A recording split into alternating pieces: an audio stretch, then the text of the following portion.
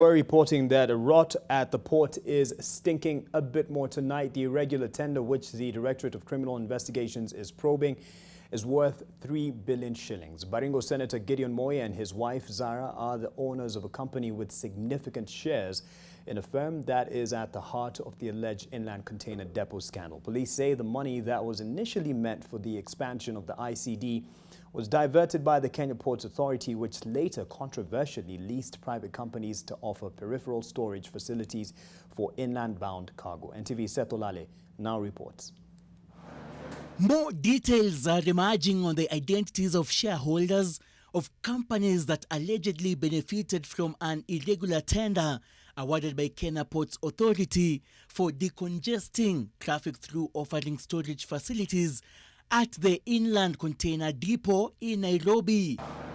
Michel Courts Limited, which is associated with the Moi, Ndegwa, Saitoti and Nachai families, is among the firms that was granted the tender.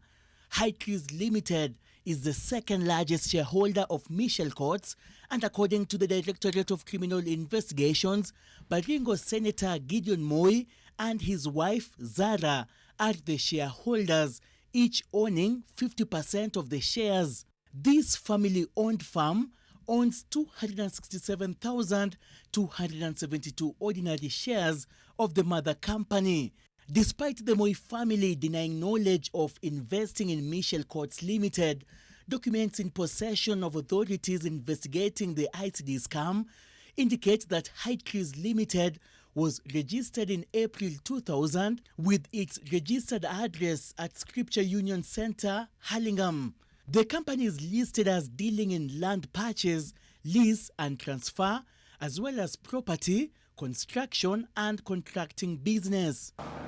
Senator Moi had denied any links to the company in question and also refuted that he appeared at the Directorate of Criminal Investigations for questioning on Wednesday morning.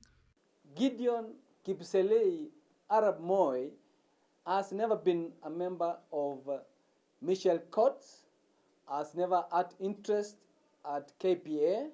The powerful and influential Ndegwa family that has more than 5 subsidiary companies that own Michel Courts had also initially denied involvement with the embattled firm.